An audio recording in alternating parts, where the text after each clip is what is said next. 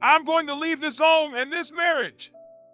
As these words kept echoing in my mind, I knew that my life was about to experience an earth-shattering change. But what happened next was far beyond my imagination. It would completely reshape the course of my life. Hey everyone, welcome to Worldly Whispers. Let's get started. My name is David, and I'm 45 years old. I'm a doctor. My wife is named Amy, and she's 44. We've been married for 10 years, and before that, we had a 6-year-long relationship. At that time, the pressure to get married from both our parents and even Amy herself was like a huge mountain weighing on me. Deep in my heart, there was always a voice subtly reminding me that something wasn't right. But I thought it was just cold feet on my part, so I tried my best to ignore this feeling. Eventually, we got married. However, almost as soon as the ink on our marriage certificate dried, all sorts of problems came flooding in. Our honeymoon, which should have been a sweet and romantic start, turned into a nightmare for me. Amy did nothing but complain that I didn't book a better hotel throughout the trip. I was looking forward to creating beautiful memories with her, but her constant complaints were like buckets of cold water, constantly dousing the enthusiasm in my heart. In the following days, the situation got worse and worse. Amy's desire for material things seemed insatiable. First, she wanted a new apartment, saying that the place we lived in wasn't good enough. After I finally managed to fulfill this request, she set her eyes on a new car, saying that she needed to look presentable when going out. Soon after getting the new car, she started asking for all kinds of gifts, jewelry, and handbags. It seemed that from the moment she put on the ring, all she could see was what I could give her, and my place in her heart became smaller and smaller. Although I'm a doctor and earn a decent income, facing her endless demands, I gradually felt overwhelmed. Our life also became increasingly dull. Those intimate moments that we once had were long gone, and we no longer had sex. There was no more laughter at home. Every conversation seemed to revolve around money and nothing else. We had originally planned to have children, but Amy's attitude changed drastically before and after marriage, which meant that our family never welcomed a new life. Our home, though beautifully decorated, had no warmth of a home at all. It was more like a cold showroom, lacking warmth, joy, and even the basic sense of comfort. I felt extremely disgusted with this kind of life and even began to dislike Amy. I'm already 45 years old, and the savings I've painstakingly accumulated are only enough to support us for 3 months. I've always dreamed of retiring one day and enjoying life, but at this rate, that dream seems to be getting further and further away. As the realization of my impending divorce sank deeper, I knew I had to take some practical steps. I decided to rent a new place, a place that would be truly mine, a haven away from the suffocating life I had been leading. I found a cool apartment in a part of the city that wasn't considered the most ideal. It was a bit rough around the edges, but it had a certain charm to it. There were boxes of IKEA furniture waiting for me to assemble, a task that, in a strange way, excited me. It was like building a new life piece by piece. The Mercedes that Amy had pressured me to rent was coming to the end of its lease next month. I had no intention of renewing it. Instead, I was going to replace it with a used Prius. I didn't need a fancy car to show off anymore. I wanted something practical, something that wouldn't remind me of the excessive lifestyle that had been forced upon me. I also made an important decision to start therapy next week. I knew that the emotional toll of this failing marriage had taken a heavy burden on me. I needed someone to talk to, someone who could help me sort out my jumbled thoughts and feelings. I had hired a divorce lawyer, and he assured me that the prenuptial agreement we had signed before getting married meant that I wouldn't have to pay alimony. This was a huge relief, as I was already worried about my financial situation. I started to envision a new future for myself. I thought about quitting the high-paying job that Amy had always insisted I keep. The long hours and the stress were no longer worth it. I wanted a job with shorter working hours, a job that would give me time to enjoy life, not just earn money. And then there was that cute barista at the coffee shop. Every morning, she would flirt with me in a sweet, innocent way. I decided that I was going to ask her out. She was around my age, and there was something about her that made me feel alive again, something that I hadn't felt in a long, long time. The night before I was going to tell Amy about my decision, I couldn't sleep. I tossed and turned in our cold, empty feeling bed. I kept rehearsing the words in my mind, trying to find the right way to break the news. I was both excited and nervous. I knew that this was going to be a difficult conversation, but I also knew that it was long overdue. Finally, morning came. Usually, I would go for a run or a bike ride, but today, I was too restless. I paced around the kitchen, my heart pounding in my chest. I practiced my speech over and over again, trying to make it sound firm, but not cruel. When Amy finally came downstairs, I felt a strange sense of calm wash over me. I hadn't expected to be so composed. I had thought that I would be panicking, at least a little bit worried. I cleared my throat and said, "Amy, I need to talk to you." She just mumbled an without even looking up from the coffee machine. Taking a deep breath, I blurted out, "I'm leaving. I want a divorce. We haven't been happy for a long time, and I feel like you don't care about me or my emotional needs." As soon as the words left my mouth, I saw her body stiffen. I knew that the storm was about to start. Almost immediately, the gaslighting began. Amy's eyes welled up with tears as she wailed, "You never buy me flowers anymore. You don't support me enough. You don't care if I'm happy or not." Her voice was filled with a mix of anger and desperation, as if she was trying to turn the tables on me. I took a deep breath, trying to stay calm. I reminded her, "Amy, I suggested you go to therapy a year ago. You agreed at first, but then you kept making excuses not to go." I watched as her face flushed with embarrassment, but she quickly tried to cover it up with more sobs. I continued, my voice steady. "And you completely ignore our budget. We had a plan, but you just keep spending without thinking about the consequences." She tried to interrupt me, but I held up my hand. "Let me finish. When I tried to tell you how I felt, you just shut me down. Do you know how that made me feel? Like my feelings didn't matter at all." As I spoke, her sobbing grew louder. She fell to her knees, grasping at my legs. "Please, David, give me a chance to fix this. We can go to therapy together. I'll change, I promise." Her words were a desperate plea, but I was unmoved. The love and patience I once had for her were long gone. I gently pried her hands off my legs and stepped back. "Amy, it's too late. I made up my mind." With that, I turned and walked out of the kitchen. As I reached the front door, I could hear her screams of rage and pain echoing through the house. Once outside, I took a deep breath of the fresh air. It felt like a weight had been lifted off my shoulders, even though I knew the battle was far from over. I got into my car and drove away, trying to ignore the notifications on my phone that were surely from Amy.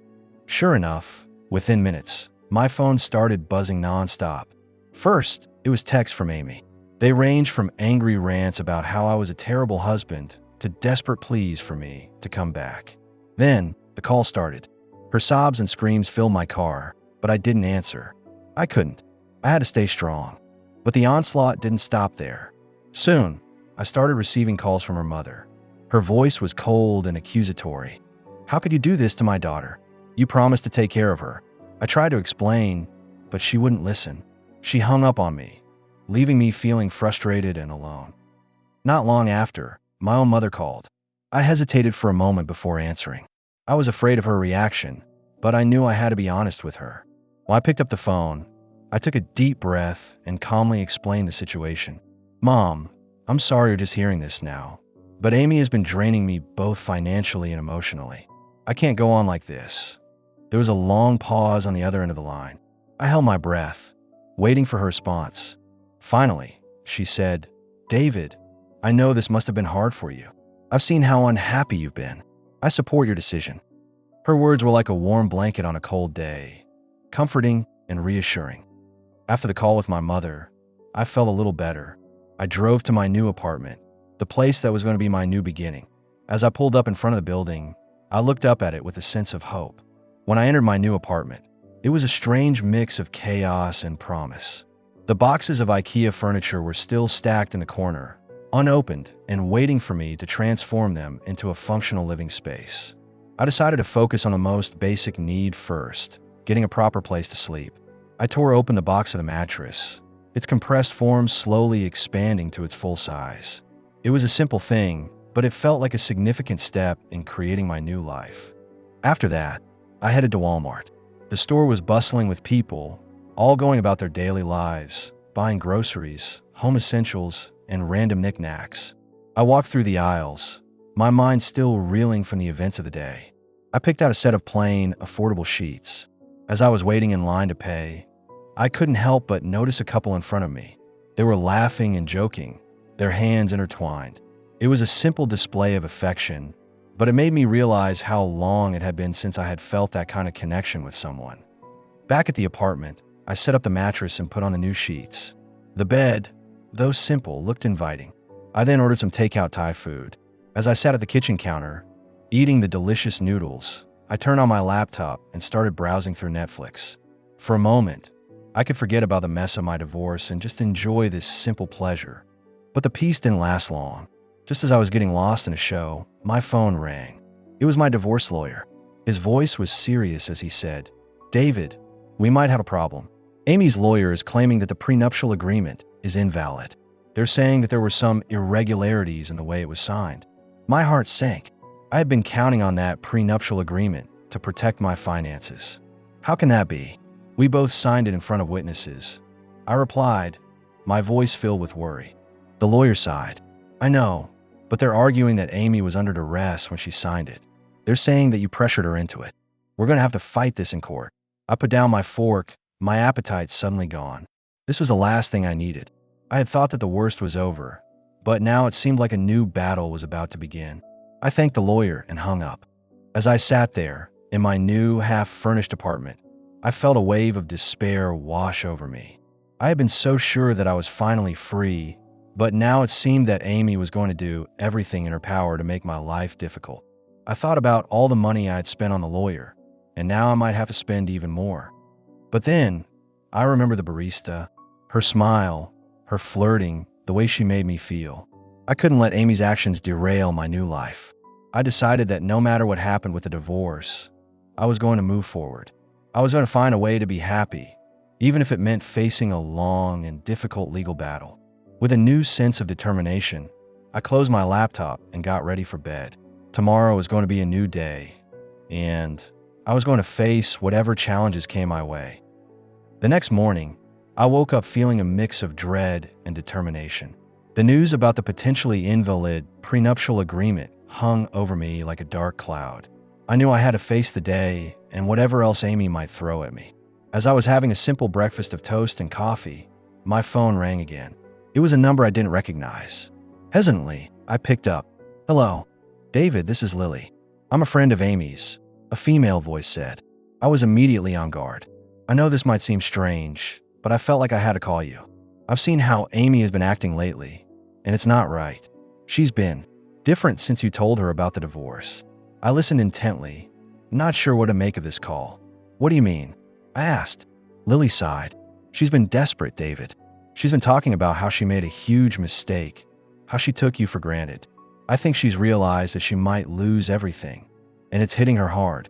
She's been crying non-stop, and she's even been seeing a therapist on her own."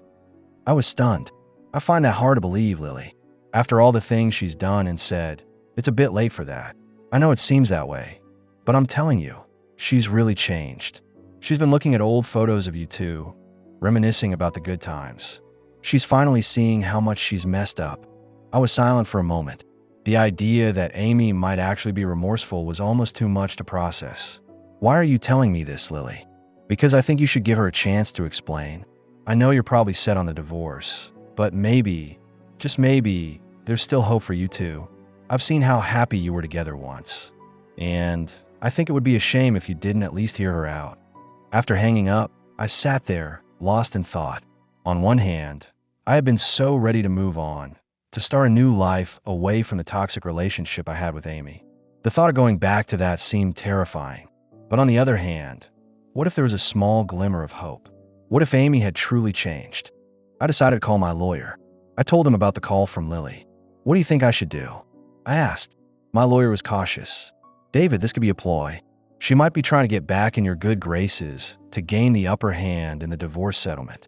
But if there's a chance that she's sincere, it might be worth having a conversation with her. Just be careful and don't make any promises." I thanked him and hung up. I paced around my apartment, my mind racing. Finally, I made a decision. I would meet Amy, but I would do it on my terms. I would go to a neutral place, and I would make sure to keep my guard up. I wanted to hear what she had to say, but I wasn't going to let her manipulate me again. I picked up my phone and dialed Amy's number. When she answered, her voice was hesitant. David? Yeah, it's me. I heard from Lily. I'm willing to meet and talk, but just so you know, this doesn't mean anything has changed. I'm still moving forward with the divorce, unless you can convince me otherwise. There was a long pause on the other end. Thank you, David. Thank you for giving me a chance. As I hung up, I took a deep breath. I had no idea what this meeting would bring, but I was ready to face it. Whether it would lead to a new beginning or a final goodbye, I was determined to find some closure. The day of the meeting with Amy finally arrived. I chose a small, quiet coffee shop on the outskirts of town. As I walked in, I saw Amy already sitting at a corner table. She looked up as I approached, and I was struck by how different she seemed. Her eyes were puffy from crying, and there was a weariness about her that I had never seen before. Hi, David, she said softly, her voice barely above a whisper. Hi, Amy, I replied, sitting down across from her. The air between us was thick with tension. For a moment, we just stared at each other. Then, Amy took a deep breath and began to speak. David, I know I've been a terrible wife. I took you for granted, and I was so focused on material things that I lost sight of what really mattered to us. I've been seeing a therapist, and she's helped me realize how much I've messed up. I listened intently, trying to gauge the sincerity of her words. She went on, I've been looking back at our relationship, at all the wonderful times we had. I was so stupid to throw it all away. I want to make it up to you, if you'll let me.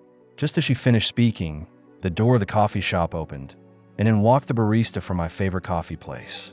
She spotted me and gave me a big smile, starting to walk over. Amy noticed her, and her eyes widened. Who's that? She asked, a hint of jealousy in her voice. Before I could answer, the barista reached our table. Hey, David, I didn't expect to see you here. I was just out running some errands. She then turned to Amy. Hi, I'm Emma. I work at the coffee shop David goes to every morning. Amy's face fell. Oh, so you're the one he's been talking about. Emma looked confused. Talking about? No, we just chat a bit in the morning. David's a great customer. I quickly intervened. Emma, this is Amy, my wife. Well, soon to be ex-wife. Emma's eyes widened in surprise. Oh, I'm so sorry. I didn't know. She then excused herself and left, sensing the awkwardness. After she left, Amy looked at me. David, I know I have no right to ask, but please give me a chance to fix this. I'm willing to do whatever it takes. We can go to couples therapy. I'll change my spending habits. I'll be the wife you deserve. I was torn. On one hand, Amy's words seemed sincere, and a part of me still remembered the love we once had. On the other hand, I had been so hurt, and I was worried that this was just a temporary change. Just then my phone buzzed. It was my lawyer. I excused myself and stepped outside to take the call. David, he said, I've just received some new information. It turns out that Amy's lawyer was bluffing about the prenuptial agreement. There are no valid grounds to claim it's invalid. We're in the clear. I was shocked. I thanked the lawyer and went back inside. As I sat down, I looked at Amy. Amy, I just got some news. The prenuptial agreement is valid. I'm legally protected. Amy's face paled. For a moment, I thought I saw a flash of something in her eyes. Was it disappointment? But then she quickly composed herself. David, please don't let this change anything. I'm not trying to get anything from you. I just want us to be happy again. I sat back in my chair, looking at her. I knew I had a big decision to make. Should I give Amy a second chance? Or should I continue on the path to divorce and embrace my new life? The future seemed more uncertain than ever, but I knew I had to make a choice that would bring me true happiness. I sat across from Amy, my mind whirling with 1,000 thoughts. The revelation about the prenuptial agreement's validity had thrown me off balance, and now, her plea for a second chance added to the confusion. I stared at her, trying to read her eyes, searching for any sign of ulterior motives. After a long, tense silence, I finally spoke. Amy, I appreciate you being honest with me today, but I need some time to think. This is a huge decision. Amy nodded, her eyes welling up with tears again. I understand, David. I just hope you'll give us a real chance. As we stood up to leave, I noticed a man standing outside the coffee shop, watching us intently. He was dressed in a suit, and there was an air of authority about him. As soon as he saw us looking, he quickly turned away and walked off. I thought little of it at first, but as I drove back to my apartment, the encounter kept nagging at me. There was something about that man that seemed familiar. Once I got home, I decided to do some research. I remembered that Amy had mentioned seeing a therapist, so I looked up the name she had given me. To my shock, the therapist's office was located in the same building as a well-known law firm. I dug deeper, and after a few hours of online sleuthing, I stumbled upon a connection that left me reeling. The man I had seen outside the coffee shop was a high-profile divorce attorney, known for his cutthroat tactics, and he was affiliated with the same law firm as Amy's supposed therapist. My heart sank as I realized what might be happening. I called my lawyer immediately and told him what I had found. "David, this is serious," he said. "It looks like they might have been planning this all along. The false claim about the prenuptial agreement, Amy's sudden change of heart. It could all be part of a scheme to get more money from you." I was furious. I had been so naive to believe that Amy might have truly changed. I decided to confront her. I drove straight to our old house, my hands gripping the steering wheel tightly. When I arrived, Amy was in the living room, packing some of her things. She looked up in surprise when she saw me. "David, what are you doing here?" I glared at her. "Cut the act, Amy. I know what you've been up to. That man outside the coffee shop, the one you were working with. I know about the connection between your therapist and that divorce attorney." Amy's face turned pale, and for a moment, she seemed at a loss for words. Then, she tried to defend herself. "David, it's not what you think. I really did want to try to fix our marriage. Save it," I said. "I'm not falling for it. I'm going through with a divorce, and I'm going to make sure you don't get away with this." Just then, the doorbell rang. Amy opened the door, and there stood the man I'd seen outside the coffee shop. He looked at me, a smug smile on his face. Well, it seems you figured it out, but it's too late. We've got all the evidence we need to prove that you've been mistreating Amy emotionally, which gives her the right to a larger share of the assets." I was stunned. "Evidence? What evidence?" He laughed. "Let's just say, Amy has been very resourceful. She's been recording our conversations, doctor-patient sessions, everything, and it all paints a very different picture of you, David." I looked at Amy in disbelief. "How could you do this?" Amy looked away, unable to meet my eyes. "I'm sorry, David, but I needed the money. I didn't want to lose everything." In that moment, I felt a strange sense of calm wash over me. I realized that I had truly lost the woman I once loved, but I also knew that I wasn't going to let her and her accomplice win. I turned to the lawyer. "You might think you have me cornered, but I'm not going down without a fight. I'll prove that you're both lying, and when I do, you'll be the ones facing legal consequences." With that, I walked out of the house, my head held high. The road ahead was going to be tough, but I was determined to clear my name and move on with my life. And as I drove away, I knew that no matter what happened, I was finally free from the toxic relationship that had been holding me back for so long. If this story touched you, show your support by liking and subscribing. Your encouragement helps us keep sharing memorable stories. Thanks for watching, and we'll catch you in the next one.